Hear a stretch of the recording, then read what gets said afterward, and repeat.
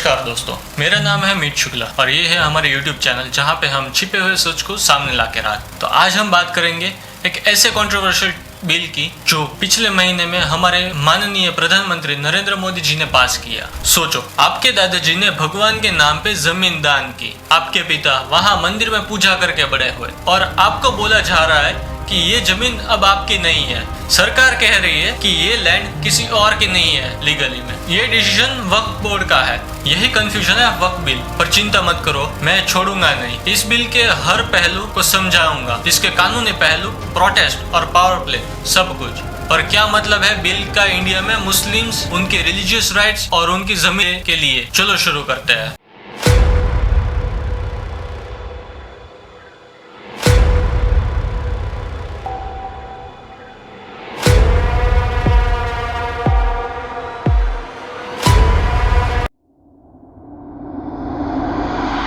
Islamic tradition में एक पवित्र एक्ट है। कोई भी मुस्लिम अल्लाह के नाम पे कुछ भी दान कर सकता है, जमीन, सोना, इमारत, कुछ भी। ये आइडिया सीधा प्रॉफेट मोहम्मद की टीचिंग से आया। ये स्पिरिचुअल सिस्टम इंडिया तक आया। दिल्ली सल्तनत और बाद में मुगल एम्परर्स ने इसे मैसिव लेवल तक एक्सपेंड किया। राजा, नवाब और अमीर लोगों ने पूरे गांव दान में दे दिए अल्लाह के नाम पे। मस्जिद, दरगाह, कब्रिस्तान, जमीन का सिलसिला वक्त में चलता ही गया और ये सब कुछ क्वालिटी बढ़ता गया बिना किसी स्ट्रॉन्ग कंट्रोल के। ब्रिटिश रूल के दौरान 1863 में उन्होंने रिलीजियस एंडोमेंट्स एक्ट पास किया। फिर 1890s में चैरिटेबल एंडोमेंट एक्ट आया और उसके बाद 1913 में वक्फ वैलिडेटिंग एक्ट पास हुआ। स्टेप बाय स्टेप उन्होंने इस स्पिरिचुअल सिस्टम को अपने कॉलोनियल फाइल सिस्टम में डाला। उस वजह से वक्फ सिर्फ एक फैथ नहीं रहा, ये प्रॉपर्टी बन गया, जमीन बन गई और पावर बन गया। और जब इंडिया को आजादी मिली तो ये पावर और भी बढ़ गया। कैसे मैनेज करें हजारों वर्ष प्रॉपर्टी को देश के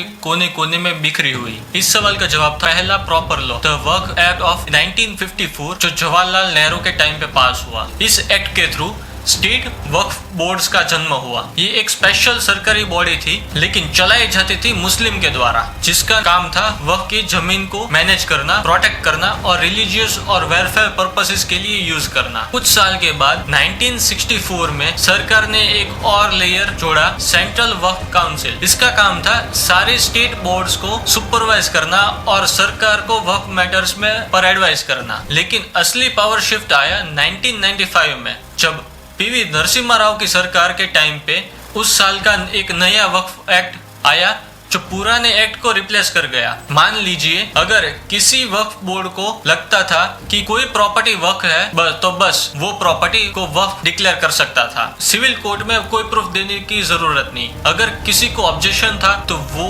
रेगुलर कोर्ट नहीं जा सकता था, उसे जाना पड़ता था वक्फ के ट्रिब्यूनल में। और ये ट्रिब्यूनल भी वक्फ सिस्टम के लोगों ने बनाया था। बोर्ड ऑफ जज, ज्यूरी भी होते थे और बेनिफिशियरीज भी होते थे। अगर किसी एक साल के अंदर वक्फ क्लेम को चैलेंज ना किया जाए तो उसके राइट्स हमेशा के लिए चले जाते थे। जो एक धार्मिक चैरिटी था वो अब एक लीगली प्रोटेक्टेड लैंड एम्पायर बन चुका था। जब ये बिल पास हुआ तब प्राइम मिनिस्टर नरेंद्र मोदी ने वक्फ अमेंडमेंट बिल को सोशियो इकोनॉमिक जस्टिस और ट्रांसपेरेंसी के लिए एक टर्निंग पॉइंट बताया था। वहीं ऑपोजिशन पार्टी ने लोकसभा से ड्रामेटिक वॉकआउट किया। अगर 1995 के रिफॉर्म्स ने वक्फ को एक ताकत दी तो 2013 ने उनको जमीन का मालिक बना दिया, वो भी लगभग एब्सोल्यूट पावर के साथ। नेशनल इलेक्शंस के सिर्फ एक साल पहले यूपीए सरकार ने क्वाइटली 1995 के वक्फ एक्ट में कुछ अमेंडमेंट्स किए। उस टाइम मीडिया ने भी इसको ज्यादा कवर नहीं किया था। ये अमेंडमेंट्स बोर्ड के लिए और भी आसान बन गया था कि भी किसी की भी प्रॉपर्टी को घोषित करना कि वह ये वक्फ की है, बिना लैंड ओनर्स को कंसल्ट किए या कोर्ट्स में ओनरशिप प्रूव किए बिना। स्टैच्यू ऑफ लिमिटेशन यानी किसी क्लेम को चैलेंज करने की टाइम लिमिट पूरी तरह एक साइडेड थी। वक्फ बोर्ड्स 50 साल, 70 साल या उससे भी ज्यादा बैड क्लेम्स कर सकते थे। ट्रिब्यूनल के मेंबर्स और जजेस को मुस्लिम होना जरूरी था। तो अगर किसी नॉन मुस्लिम की जमीन वक्फ बोर्ड डिक्लेयर हो गई तो उसे अपना केस एक ऐसे सिस्टम के सामने रखना पड़ता था जिसका वो कहीं पे हिस्सा ही नहीं था। इससे काफी कम्युनिटीज में कंसर्न्स उठने लगे, क्या एक रिलीजियस बॉडी को किसी दूसरे धर्म फेमस है कि इंसान पे सिविल अथॉरिटी के मिल सकती है, कोई ऑडिट नहीं, कोई क्रॉस चेक नहीं, कोई ट्रांसपेरेंसी नहीं, सब कुछ चैरिटी के नाम पे। और धीरे धीरे पब्लिक आउटरीच बढ़ने लगा जब लैंड ओनर्स ने अपने घर, फार्म्स, मंदिर तक वक्फ के नाम पे खोना शुरू किया। सिख कम्युनिटी ने भी अपनी चिंता जाहिर की रिगार्डिंग वक्फ अमेंडमेंट बिल। उनका डर था कि अगर मुस्लिम एंडोमेंट्स के मैनेजमेंट के बदलाव हो सकता है तो कल को सिख रिलीजन प्रॉपर्टीज के साथ भी ऐसा हो सकता है। इनसे काफी माइनॉरिटी कम्युनिटीज के बीच में एक बड़ा फियर ट्रिगर हो कर दिया कि सरकार धीरे धीरे धार्मिक इंस्टीट्यूशंस के इंटरनल अफेयर्स में भी हाथ आजमा रही है। आपने सुना होगा डिफेंस रेलवेज इंडिया के सबसे बड़े लैंड ओनर्स है, पर अगर मैं आपको कहूँ कि वक्फ बोर्ड के पास ज्यादा जमीन है तो हाँ, सही सुना है आपने। लेटेस्ट ऑफिशियल रिकॉर्ड्स के मुताबिक इंडिया के वक्फ बोर्ड के पास लगभग 8.72 लाख प्रॉपर्टीज है, 4.05 लाख हेक्टर्स यानी 1 मिलियन एकर्स जमीन कवर करती है, जिसका एस्टिमेटेड वैल्यू है अराउंड $14.22 बिलियन। मतलब इंडिया और मुंबई के दोनों को मिला दो तो इससे छोटा होगा। सवाल उठ रहा है कि कौन सी टाइप की प्रॉपर्टी है ये। 17% ग्रेवयार्ड है, 14% मस्जिद है और 1.13 लाख से ज्यादा शॉप्स है जिनका कॉमर्शियल रेंट वक्फ बोर्ड के कमाता है। 92,000 के गरीब रेसिडेंशियल हाउसेस भी इंक्लूडेड है इसमें। 1.4 लाख एग्रीकल्चर लैंड्स है जो लोकल चैरिटी के नाम से काम आती है और 33,000 प्लस दरगाहs और टोम्स जो रिलीजियस, कल्चरल और हिस्टोरिकल हेरिटेज का हिस्सा है। कुछ प्रॉपर्टीज रूरल बेल्ट में भी है, लेकिन कई तो प्राइम अर्बन लोकेशन भी है, जैसे दिल्ली, लखनऊ, चेन्नई, कोलकाता और हैदराबाद के बीचों बीच में। लेकिन सबसे बड़ा इश्यूज है इस प्रॉपर्टीज का रिकॉर्ड ना होने का। कई प्रॉपर्टीज अनडॉक्यूमेंटेड है, अनमॉनिटर्ड है, ये लीगली ऑक्यूपाइड भी है। सिर्फ दिल्ली में वक्फ बोर्ड के लैंड की बुक वैल्यू 6,000 करोड़ है, पर उसका एनुअल इनकम सिर्फ 160 करोड़ था। और ये तो बॉम्ब है। अमित शाह के मुताबिक 2013 में वक्फ लैंड 18 लाख एकर्स थी, जो 2024 में आज तक 39 लाख एकर्स हो गई है। सिर्फ 11 साल में डबल। ये तो चिट फंड वाला हुआ ना कि भाई 11 साल में डबल।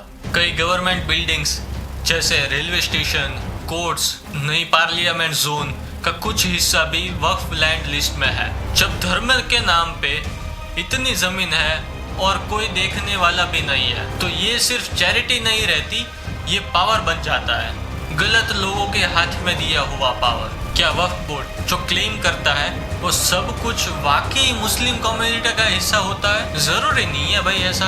वक्फ सिस्टम काफी लैंड स्कीम्स, अजीबोगरीब क्लेम्स और कोर्ट रूम केओस से गुजर रहा है। तो चलिए देखते हैं एक तमिलनाडु का किस्सा जो 2023 में एक लोकल फार्मर ने अपनी जमीन बेचने गया, लेकिन उसे बोला गया कि पहले भाई तुम वक्फ बोर्ड का नो ऑब्जेक्शन सर्टिफिकेट लेके आओ, उसके बाद ही बेच देंगे हम। बिना उसके बताए, बिना उसके डॉक्यूमेंट लिए और बिना साइट विजिट किए। सोचो, एक दिन उठ के आपको बोले कि आपका अपना घर बेच ही नहीं सकते। गुजरात में वक्फ बोर्ड के एक इंसान ने बेट द्वारका के पास 2 आइलैंड्स पर क्लेम कर दिया कि ये हाजी पिलग्रिमेजेस के हिस्टोरिकल स्टॉप ओवर्स थे। वहीं सूरत म्युनिसिपल कॉर्पोरेशन एसएमसी का हेड ऑफिस मुगली सहारा भी वक्फ प्रॉपर्टी डिक्लेयर कर दिया गया था इन नवंबर 2021 में। इन दोनों केसेस में हाई कोर्ट ने वक्फ बोर्ड के क्लेम्स को रिजेक्ट किया, लेकिन हर कोई सोचता ही रह गया कि ऐसे क्लेम्स इतने आसानी से हो जाता है, तो कैसे हो सकता है। अप्रैल 2025 में जम्मू एंड कश्मीर पुलिस ने 1.25 एकड़ से ज्यादा जमीन को unlawfully activist protection act UAPA के तहत सीज किया रामबन डिस्ट्रिक्ट में। ये एक्शन 2024 के एक केस से जुड़ी थी जिसमें कुछ इलीगल और सबवर्सिव एक्टिविटीज के एलिगेशंस थे और दिखाया कि कैसे कुछ प्रॉपर्टीज नेशनल सिक्योरिटीज के अगेंस्ट मिसयूज की जा सकती थी। कानपुर उत्तर प्रदेश में एक फॉर्मर मुत्तवली, जिसको केयर टेकर बुलाते हैं, शाहदब खान को 5000 स्क्वायर मीटर वक्फ बोर्ड लैंड 20 करोड़ वैल्यू के इलीगल सेल में फंसाया गया। 2001 से 2024 तक खान उस प्रॉपर्टी को मैनेज कर रहा था और उसने एलिजिडली अनऑथोराइज्ड सेल किया। अब इस पे SIT इन्वेस्टिगेशन भी हो रही है। दिल्ली में 123 high value properties including lieutenant zone, northern railways land और पार्लियामेंट के पास वाली लैंड वक्फ बोर्ड को ट्रांसफर की गई 2013 में। अमेंडमेंट्स के बाद कर्नाटक में एक इंटरनल प्रोब में पता चला कि 29,000 एकड़ से ज्यादा वक्फ लैंड इलीगली लीज पे चढ़ाई गई थी, कुछ ₹1 पर एकड़, कुछ तो बिना लीज एग्रीमेंट के। ये सब एक्सप्लोर हुआ मनपट कमेटी रिपोर्ट के बाद, जो डीप पॉलिटिकल कंक्लूजन्स को संकेत देता था, और बोर्ड्स ने 15,000 एकर्स की फार्मलैंड पर भी क्लेम कर दिया। इवन रिलीजियस प्लेसेस स्पेयर्ड नहीं हुए। कुछ केस में हिंदू मंदिरों, क्रिश्चियन चर्चिस को भी वक्फ कंट्रोल में डाल दिया गया। केरला में चर्चिस के लैंड को एलिजिडली वक्फ प्रॉपर्टी डिक्लेयर कर दिया और करीब 600 क्रिश्चियन फैमिलीज को लीगल बैटल में फंसाई हुई जमीन को अपने नाम पर कर लिया। ये सब ने पब्लिक में एंगर, मिसट्रस्ट और फियर बना दिया अक्रॉस कम्युनिटीज, क्योंकि एक बार कोई लैंड वक्फ लिस्ट में चली गई तो उसे वापस लाना ऑलमोस्ट इम्पॉसिबल हो जाता था। क्या आप जानते हैं आपके एमएलए अमनतुल्ला खान भी कोर्ट के स्क्रूटिनी में आए वक्फ प्रॉपर्टीज डील्स को लेकर? उन पे करप्शंस, इलीगल अलॉटमेंट्स और शेडी कॉन्ट्रैक्ट्स के एलिगेशंस लगाए गए।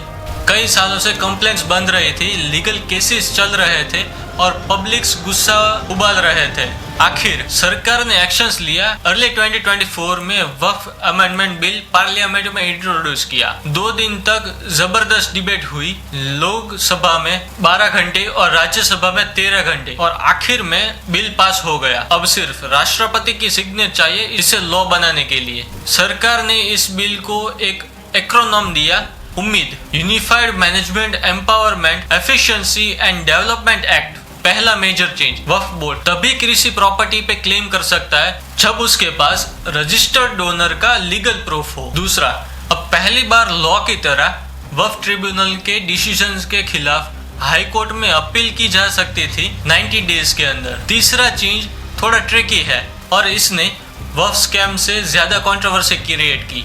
अब नॉन मुस्लिम और गवर्नमेंट ऑफिशियल्स को भी वक्फ बोर्ड के मेंबर बनाया जा सकता है। स्टेट बोर्ड और council members 2 non Muslim members भी हो सकते हैं, और एक नेशनल वाइड डिजिटल पोर्टल बनाना मैंडेटरी है जहां सारी वक्फ प्रॉपर्टीज का रिकॉर्ड मेंटेन होगा। साथ ही वही मुस्लिम वक्फ को डोनेट कर सकते हैं जो लास्ट 5 साल से प्रैक्टिस करते मुस्लिम हो। पर ये कैसे वेरीफाई होगा? क्या कोई फेथ सर्टिफिकेट मिलेगा? सरकार के लिए ये सब ट्रांसपेरेंसी के स्टेप्स है, लेकिन कई मुस्लिम्स के लिए उसके फेथ पर अटैक जैसा महसूस होता है, एक एंटी मुस्लिम लॉ की तरह। सदियों से वक्फ इंस्टीट्यूशंस सिर्फ मुस्लिम के द्वारा चलाए गए उनके रिलीजियस लॉ के हिसाब से। वक्फ बोर्ड में नॉन मुस्लिम सीईओज, ब्यूरोक्रेट्स और शिया सुन्नी बोहरा आगा खानी कम्युनिटीज के मेंबर्स भी हो सकते हैं, और विमेंस भी। 28 मार्च 2025 को उत्तर प्रदेश में अलविदा जुम्मा के दिन अथॉरिटीज ने 300 लोगों को नोटिस भेजा जो इस बिल के खिलाफ साइलेंट प्रोटेस्ट करना चाहते थे। उनसे बोला गया कि शांति बनाए रखने के लिए 2 लाख रुपए का बॉन्ड भरो। इस मूव को बेसिक डेमोक्रेटिक राइट्स के अगेंस्ट माना गया। लोगों का मानना था कि सरकार आवाज दबाने की कोशिश कर रही थी। इस बिल के पीछे कुछ वजह लॉजिकल थी, कुछ पॉलिटिकल और कुछ बिल्कुल स्ट्रेटेजिक। ऑफिशियल स्टेटमेंट ये थी कि वक्फ सिस्टम ब्रोकन हो चुका था और किसी को तो उससे फिक्स करना था। ये बिल एक क्लीन अप ऑपरेशन है, मॉडर्न, लीगल और ट्रांसपेरेंट, लेकिन लॉजिक के आगे भी पॉलिटिक्स है। रूलिंग पार्टी ने हमेशा 2023 के यूपीए अमेंडमेंट्स को अपीजेंट कहा। ये बिल उस नैरेटिव का जवाब बन गया। इसे इक्वल लॉ फॉर ऑल के रूप में पिच किया गया, जिसे स्पेशल ट्रीटमेंट के खिलाफ एक कदम माना गया, और टाइमिंग भी इम्पोर्टेंट थी।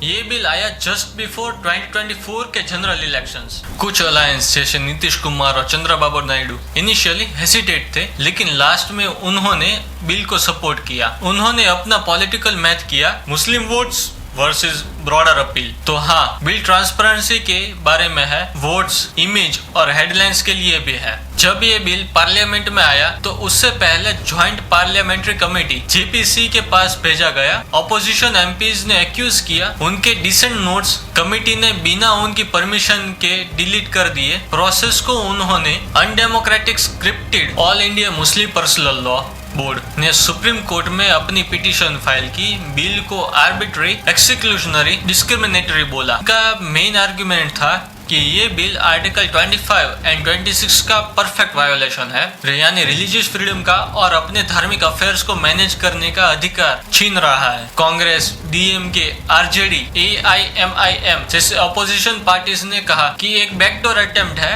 मुस्लिम इंस्टीट्यूशंस को कंट्रोल करने का। उसने इसे यूनिफॉर्म सिविल कोड डिबेट से कंपेयर किया, जिसे रिलीजियस ऑटोनॉमी के से जोड़कर देखा जा सकता है। ग्राउंड लेवल पर तमिलनाडु, बिहार, हैदराबाद और केरला में प्रोटेस्ट भड़क गए इस बिल के अपोजिशन में। All India Muslim personal law board supreme court तक पहुंच गए। उनके लीगल टीम में एडवोकेट एम.आर. शमशेद, ताला अब्दुल रहमान और उनका साथ देने के लिए मौलाना फजल रहीम मुजुद्दीन ने ये case chief justice Sanjeev Khanna की बेंच तक पहुंचा दिया, जिसमें जस्टिस संजय कुमार और के.वी. विश्वनाथ भी शामिल है। और सिर्फ all India Muslim personal law भी नहीं, जहमतुल्लाह हिंद ओवैसी, कांग्रेस एमपी मोहम्मद जावेद और अमनतुल्लाह खान भी कह रहे हैं कि ये अमेंडमेंट्स मुस्लिम के फंडामेंटल राइट्स और वक्फ की ऑटोनॉमी के खिलाफ है। इंडिया के कई हिस्सों में मुस्लिम कम्युनिटीज को लग रहा है कि ये पहला कदम है वक्फ सिस्टम को डिसमेंटल करने का। दिसंबर 2024 में यूनियन मिनिस्टर शोभा करंदलाजे ने एक्यूज किया कि वक्फ बोर्ड लैंड जिहाद और लैंड टेररिज्म में इन्वॉल्व है, जब उन्होंने तमिलनाडु में दूसरे रिलीजन इंस्टीट्यूशंस और फार्मर्स की जमीन पर क्लेम किया। तो ये तो हुआ ना लैंड जिहाद, कि भाई किसी की भी प्रॉपर्टी पे हम अपना हक जमा देंगे। हर लॉ के दो पहलू होते हैं, एक जो वो सुधारता है और दूसरा जो वो तोड़ता है। वक्फ अमेंडमेंट बिल 2025 की भी कुछ अलग नहीं है, सेम ही सिचुएशन है। एक तरफ सरकार कहती है कि ये ओवरड्यू रिफॉर्म्स है, दूसरी तरफ मुस्लिम कम्युनिटी कहती है कि ये उनकी हिस्ट्री पर बुलडोजर चलाने जैसा है। पहले बात करते हैं कि भाई इसमें से मिलता क्या है। फेक क्लेम्स, इलीगल सेल्स और पॉलिटिकल लीजेस अब कोर्ट में चैलेंजेस किए जा सकते हैं, और इंक्लूजन ऑफ विमेन, शियाज, बोहराज और अदर बैकवर्ड मुस्लिम ग्रुप्स, उन्हें एक आवाज मिल रही है जो पहले सिस्टम से बाहर थी। तो अब बात करते हैं लॉसेस की। तो सबसे बड़ा लॉस है एक ट्रस्ट का, जो किसी इंसान के उसके धर्म पर है। यहाँ तो धर्म ही धंधा बन चुका है। सबसे इमोशनल फ्लैश पॉइंट था नॉन मुस्लिम मेंबर्स का वक्फ बोर्ड में होना। उनका कहना था अगर कृष्णा टेम्पल्स या गुरुद्वारा के कंट्रोल में मुस्लिम्स नहीं है तो मॉस्क और वक्फ लैंड में हिंदूज या क्रिश्चियंस के कंट्रोल में कैसे हो सकता है। लॉ कहता है कि नॉन मुस्लिम रिलीजियस मैटर्स में इंटरफियर नहीं करेगा, लेकिन इमोशनल इम्पैक्ट तो हो ही रहा है ना। ये आइडेंटिटी, हिस्ट्री और रिलीजियस ऑटोनॉमी की बात थी। सरकार उस स्पेस में घुस रही थी जो हमेशा से सैक्रेड और सेल्फ मैनेज रहा था। फिर आता है 5 ईयर मुस्लिम क्लॉज। इसका मकसद था सडन कन्वर्जन्स या फेक क्लेम्स को रोकना। लेकिन सवाल ये है, ऑफिशियल्स क्या आपका नमाज रिकॉर्ड चेक करेंगे? क्या रिलीजियस सर्टिफिकेट्स बनाना पड़ेगा? एक और बड़ा चेंज वक्फ बाय यूज को हटा दिया गया। पहले अगर कोई मॉस्क या दरगाह डिकेड से वहां पर एग्जिस्ट कर रहा था बिना रजिस्ट्रेशन के भी, तब भी उसे वक्फ में माना जाता था। अब बिना लीगल पेपर्स के वो साइट्स वक्फ स्टेटस खो सकती है, और इससे सेंचुरीज ओल्ड मॉस्क, श्राइन्स और ग्रेवयार्ड्स तक इम्पैक्ट हो सकता है। जब करोड़ के लैंड एट स्टेक हो तो क्या गारंटी है कि रिफॉर्म्स के नाम पे मिसयूज नहीं होगा। तो हाँ, बिल ऑर्डर्स लाता है लेकिन टेंशन भी लाता है between governance and faith, law and legacy. April 2025 में मुर्शिदाबाद के जहांगीरपुर में वक्फ अमेंडमेंट एक्ट के खिलाफ प्रोटेस्ट वायलेंट बन गया। लोगों ने पुलिस पर पत्थरबाजी की, पुलिस गाड़ियों को आग लगा दिया। सिचुएशन इतनी आउट ऑफ कंट्रोल हो गई कि प्रोहिबिटरी ऑर्डर जारी करना पड़ गया और इंटरनेट सर्विसेज को भी सस्पेंड कर दिया गया। तो अब इस बिल को हम क्या कहें, रिफॉर्म, करेक्शन या टेक ओवर? ये डिपेंड करता है कि आप किस साइड पे के फेंस पर खड़े हो। सिर्फ इस्लामिक ही नहीं, किसी भी धर्म के लिए transparency, accountability, digital records, legal resources और रिप्रेजेंटेशन जरूरी होता है, ताकि उनके सेंटिमेंट्स और वैल्यूज को प्रिजर्व किया जा सके। एक अच्छा बिल वही होता है जो दोनों साइड को बैलेंस करे, सिर्फ एक तरफा नहीं हो। लेकिन करंट सेंट्रल गवर्नमेंट बार बार ऐसा बिल पुश कर रही है जो इंडिया के सेक्युलर आइडेंटिटी की जड़ों को हिला देता है।